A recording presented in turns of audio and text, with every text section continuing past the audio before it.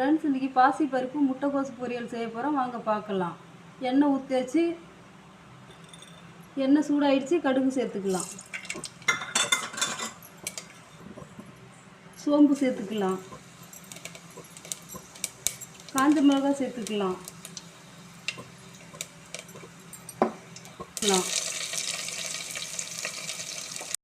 வெங்காயம் சேர்த்தாச்சு. கருவேப்பிலை சேர்த்துக்கலாம்.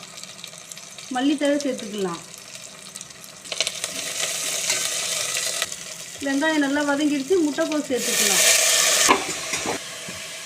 க்ளீன் பண்ணி வச்சு பாசிப்பருப்பு சேர்த்துக்கலாம். கல் உப்பு சேர்த்துக்கலாம். மஞ்சத்தூள் சேர்த்துக்கலாம்.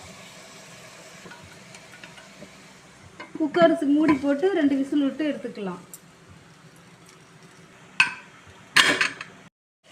பாசிப்பருப்பு முட்டைக்கோசு பொரியல் ரெடி ஆயிடுச்சு. தேங்காய் சேர்த்துக்கலாம்.